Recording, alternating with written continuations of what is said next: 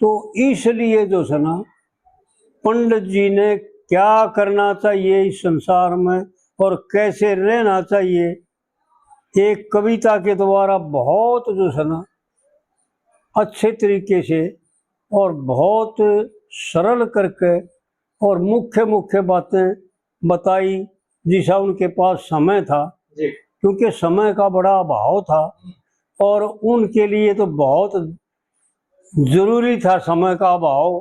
क्योंकि ऐसा बताते हैं कि 3 में तो जन्म होया और 45 में शरीर छोड़ गए। 12 बरस तक तो भाई माँ बालक रहे है माँ बाप के अंडर में, वैसे भी निदान होता है। और 12 बरस से 12 बरस तक फिर जो है ना अपने जो संस्कार माता पिता से लिए हैं उनको परिपक्व करता है और अपने शुभ अशुभ का निर्णय करता है। मैंने कौन से मार्ग पर चलना, 2 मार्ग है, निवृत्ति और प्रवृत्ति। और किन किन कर्मों के द्वारा मैंने अपने जीव का मार्जन करना है और पापों से बचना है, ये वो निश्चित करता है 12 वर्ष गुरु के द्वारा सब कुछ जान करके। और इस दौर में 24 साल गुजर जाते हैं जी। और वो 42 साल बताऊं उसकी आयु थी। 42 में तो 24 गए तो 18 रह गए। 18 साल के दौर में पंडित जी के पास समय की था जो इतनी बात खोल कर बता देते। कोई भी विषय नहीं छोड़ा,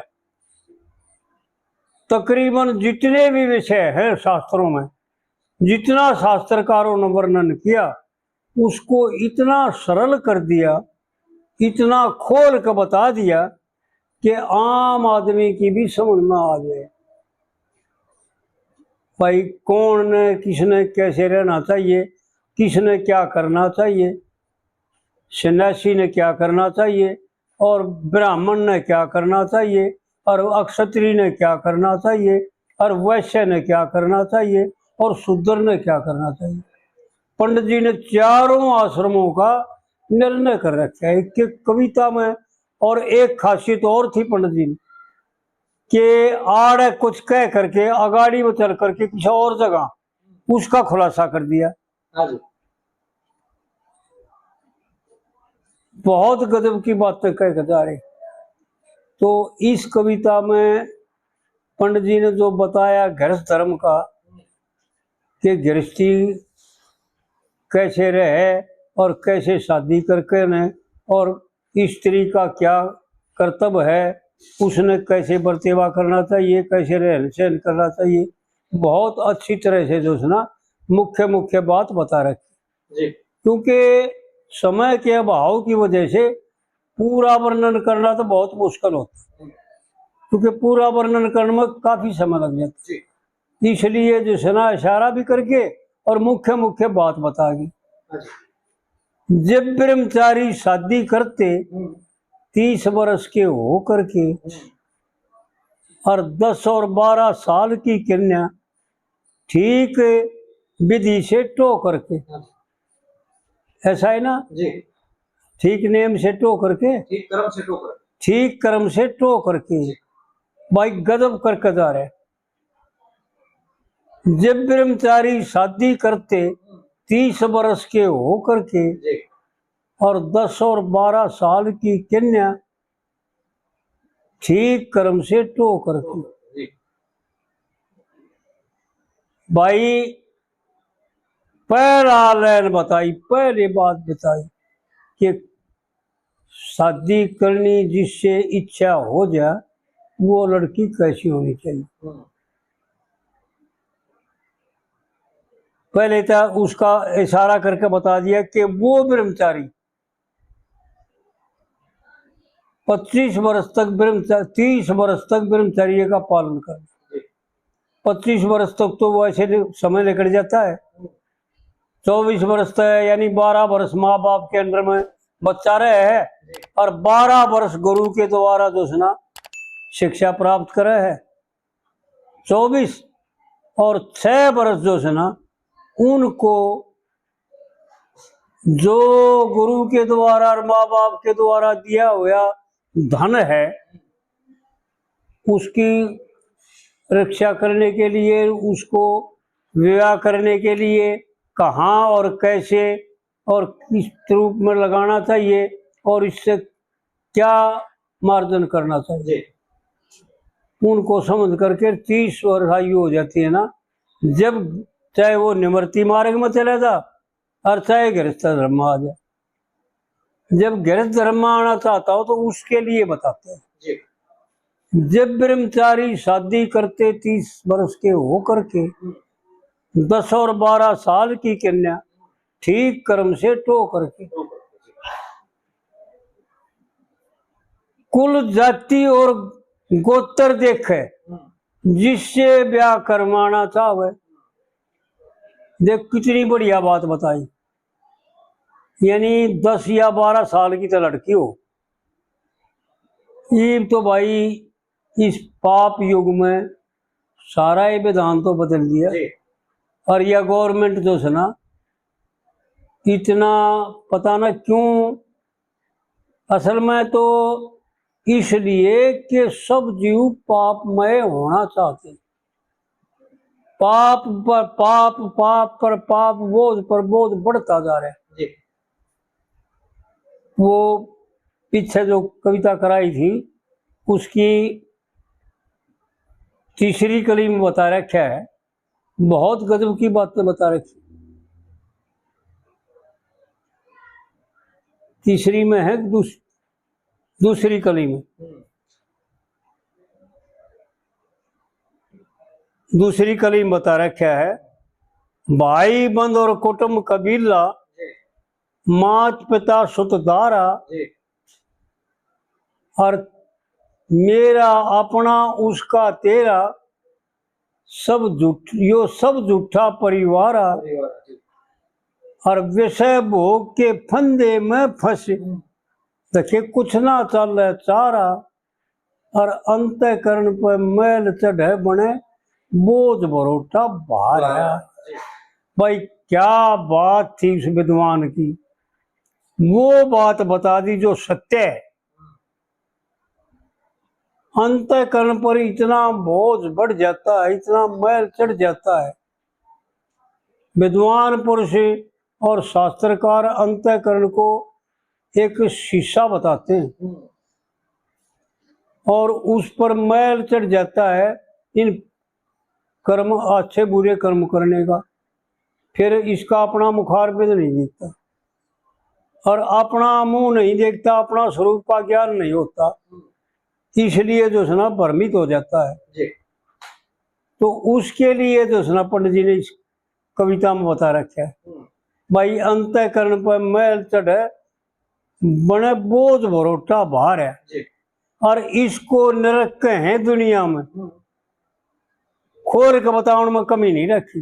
भाई इसको नरक कहें दुनिया में, देखिए गात बचाना चाहिए और मनुष्य जन्म लेकर के हरि गुण गाना चाहिए। भाई देह की खातिर विषय भोग से ध्यान हटाना चाहिए। बहुत गजब की बातें बता रखी। आड़ यूं बताता है कि भाई बात सुन ले, अगर तू गृहस्थ धर्म का पालन करना चाहता है और अपना कल्याण चाहता है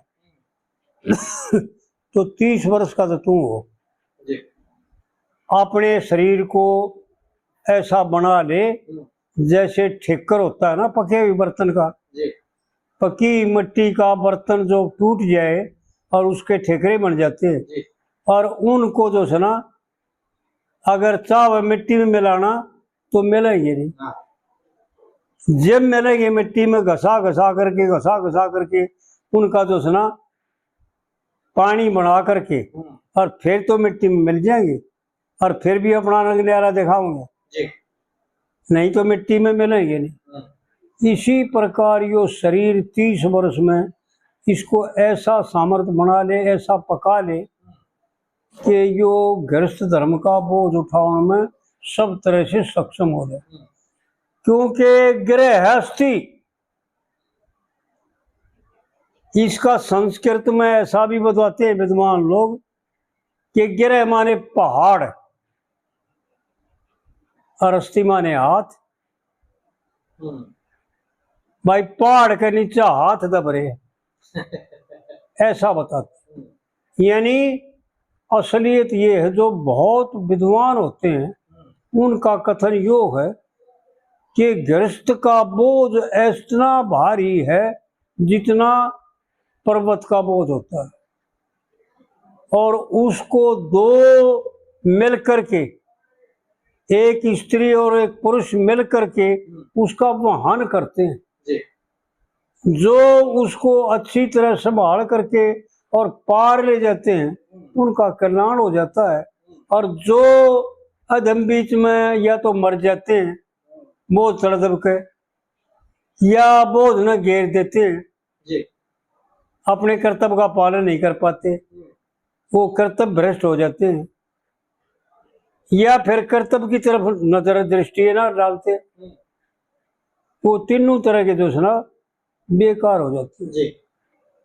तो आड़ पंडित जी इस बात को जो है ना दर्शा रहे हैं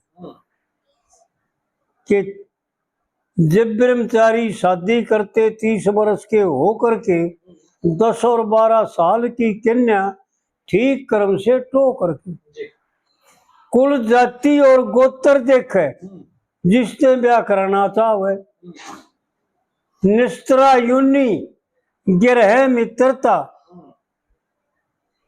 और भृगुटी नाड़ी गण पावे। ये तो भाई हमारी समझ में नहीं आई। देखो भाई झूठ नहीं बोला, यह बात हमारा इतना ही हमने कितने देखी नहीं, कोशिश कर रहे हैं, हाँ 2-3 दिन हुए देखते हैं कि निस्त्रा योनि क्या होती है। नस्त्रा योनि गिरह मित्रता, या गिरह मित्रता तो समझ में आ गई क्योंकि सरल है भाई। गिरह से मित्रता उनको कहते हैं जो यथार्थ गृहस्थ धर्म का पालन करे, और जो छल कपट बेईमाना लूट पाट, दूसरों को झूठ कपट बोलना, दूसरों की ठगी करना, दूसरों की गांठ काटना, ये ग्रह मित्रता नहीं है, मित्रता नहीं है, ये दुश्मनी है जी।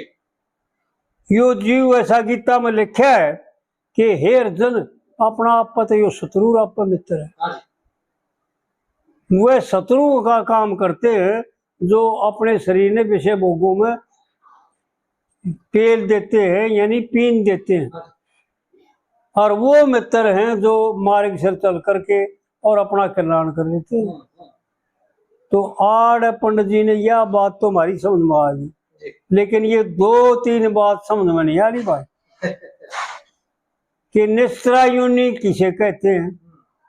निस्त्रा योनि गिरह मित्रता और भृगुटी नाड़ी गण पावर, गण पावर,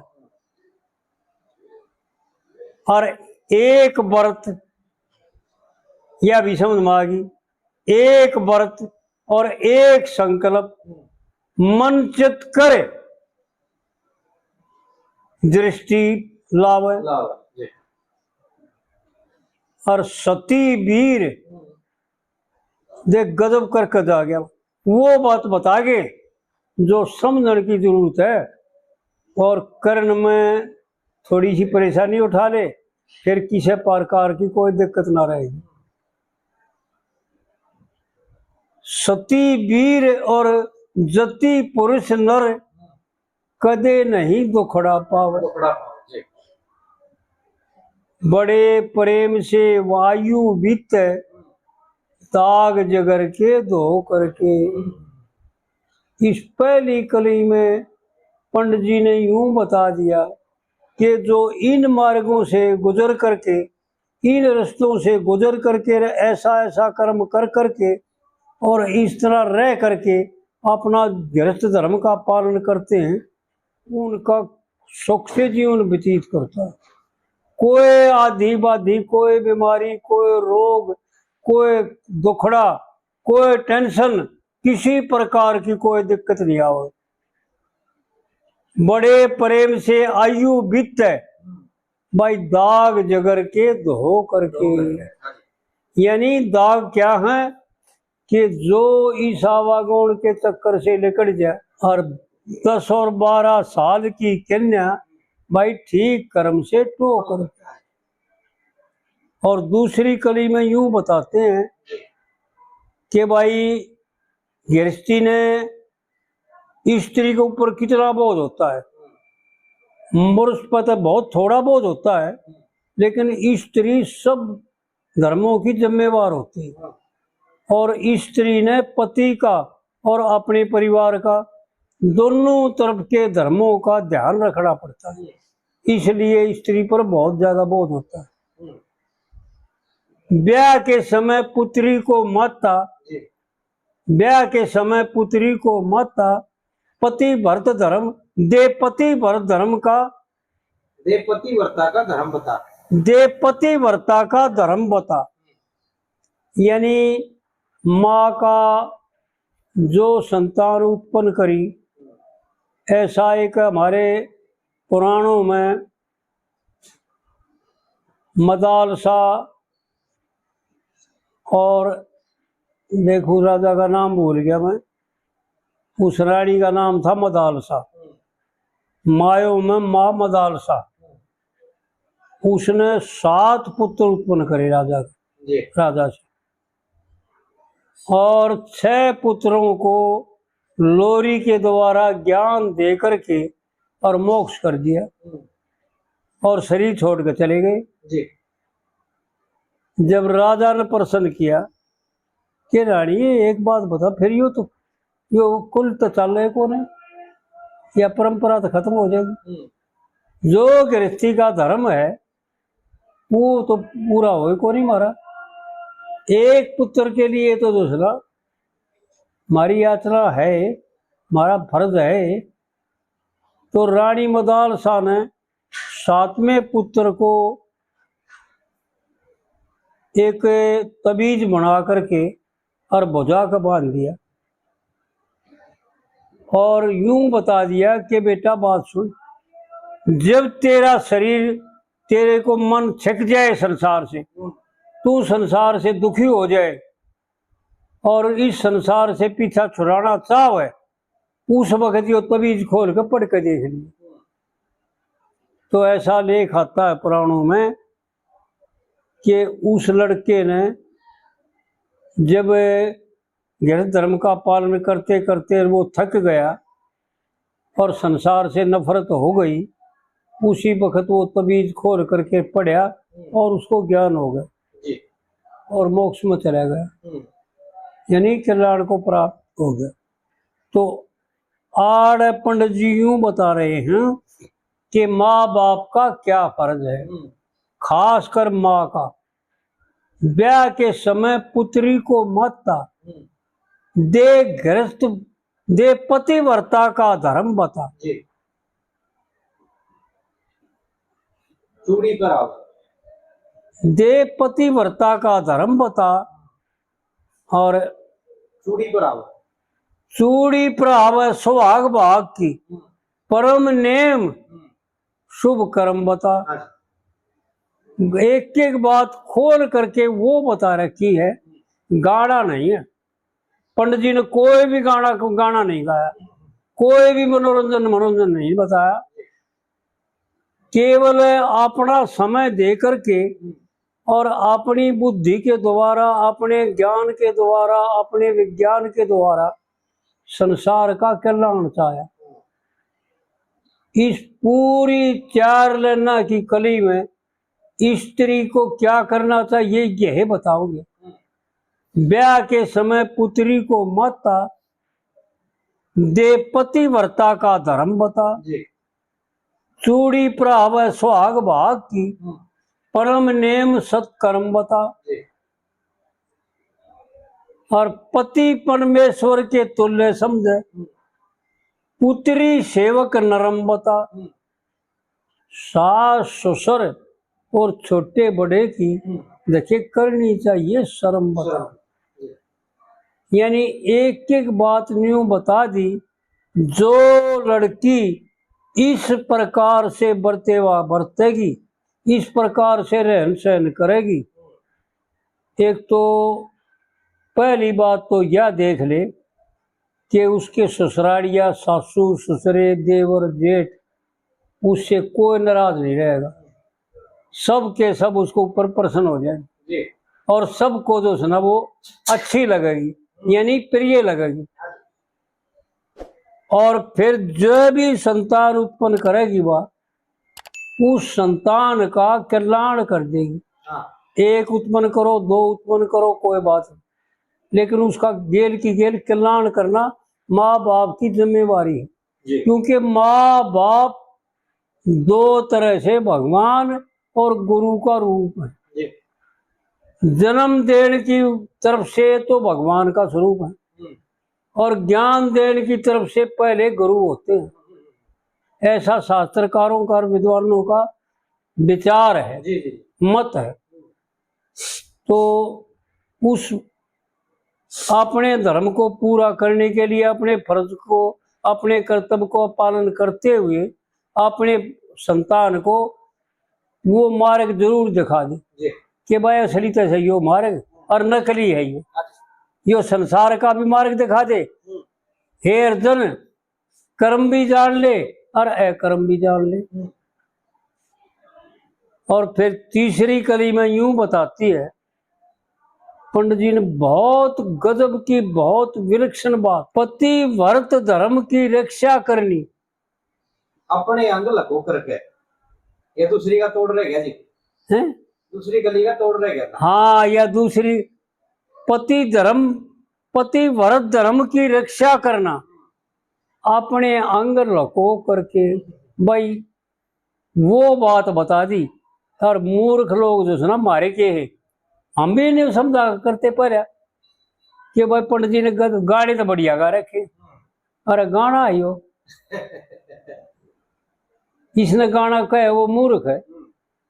उपदेश है, शास्त्रों का कथन है, विद्वान पुरुषों का मार्ग बताने का एक तरीका, इस तरह से जो है ना रास्ते बताए रखे हैं और इशारे कर रखे हैं कि भाई इस मार्ग से चल करके तू अपने ठिकाने पहुंच जा। ठीक बात। इस चौथी लाइन में, पांचवी लाइन में वो बात बता दी जो अगर कोई भी लड़की इसको करे नहीं की तो बेश्या का दर्जा हो जाएगा, और इसका पालन करेगी तो पतिव्रता का दर्जा हो जाएगा। बात तो इतनी है भाई, पति भरत धर्म की रक्षा करना, अपने अंग लको करके। आजकल मैं देखता हूं और आप भी देखते हो, जवान लड़की होने के बाद अपने अंगों का प्रदर्शन करती है। विचार करें, स्त्री के अंग ऐसे माधुर्य होते हैं, परमात्मा की दया से उनमें एक खासियत भर रखी है भगवान शंकर ने कि कितनी ये भी जो है ना बदसूरत लड़की हो, उसके अंगों पर भी कोई न कोई जो है देख करके और आकर्षण कर लेगी। और जो अपने अंगा को अदा बनावे और बनावट फूल फाल लगा करके और स्याही मेहंदी लगा करके और उनका प्रदर्शन करे तो कितने दिनों पर ठेस मारेगी। और उसकी जिम्मेवार वो लड़की है जो अपनी अदा बना करके और बाहर निकलती है। पंडित जी ने एक एक बात बहुत गजब की बता रखी। एक चाप सिंह में बता रखा है, एक कविता में चाप सिंह की मुँह तो चारों कली जो है ना पतिव्रता स्त्री के धर्म बता रखे हैं, लेकिन पहले एक कली में बता रखा है सास ससुर और ननद पति, सास ससुर और ननद और पति भी सब जगह देखती तुमने, और मैं पतिव्रता वीर सजन जानू सु धर्म के समन। इस कली की पहली कली में बता रखा है कि भाई पतिव्रता किसको कहते हैं, उनके क्या लक्षण होते हैं।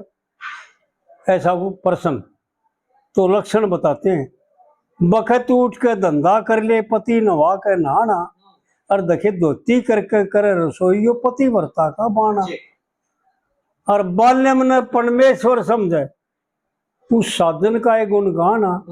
जैसे भगत परमात्मा के गुणों का अनुवाद गाते हैं, संसार का कोई जिक्र नहीं करते, पराये कोई दृष्टि नहीं डालते किसी पदार्थ पर भी, क्या है को नहीं चाहते, क्या है को नहीं देखते, केवल परमात्मा का चिंतन करते हैं, परमात्मा का गुणगान अनुवाद करते हैं, परमात्मा का कीर्तन करते हैं, परमात्मा के कविता गाते हैं, परमात्मा का ही सब कुछ करते हैं। जी इसी प्रकार पतिव्रता स्त्री परमात्मा के सिवाय और पति के सिवाय दूसरा कुछ देखती नहीं। हाँ जी साधन को परमेश्वर समझे बाल्यम का गुण गाना। और जब जीव झूठ के पति चला जा देखे पथ से भोजन खाना। जी और एक बहुत गजब की बात बताई, नहीं तो देख आड़े भी दोष आ जाता है। बहुत पंडित जी की इतनी विलक्षण बातें हैं कि उनको समझने के लिए या तो किसी विद्वान पुरुष का सहारा लेना पड़ेगा, या अपनी बुद्धि को इतनी तर बनाना पड़ेगा, इतनी सूक्ष्म बनाना पड़ेगा कि उसका विचार के द्वारा उसका निष्कर्ष निकाल ले। जी ओढ़ पैर के सादे पड़ते भाई हाजिर कर दे दमने। अपने पति के भी किसी प्रकार की कोई अदा ना बनाओ, क्योंकि अदा बनाने से उसका पति भी उस पर ज्यादा आकर्षण हो गया जी और उसके अधीन हो गया तो उसका पति भरधर्म भ्रष्ट हो जाएगा, हाँ जी क्योंकि वह मालिक हो जाएगी, वो गुलाम हो जाएगा। बिल्कुल और ऐसा पतिव्रता स्त्री का धर्म नहीं है। तो पंडित जी ने जो बातें बता रखी है ना, वो इतनी गहरी, उनको समझने के लिए समय की आवश्यकता बिल्कुल और बुद्धि की आवश्यकता है।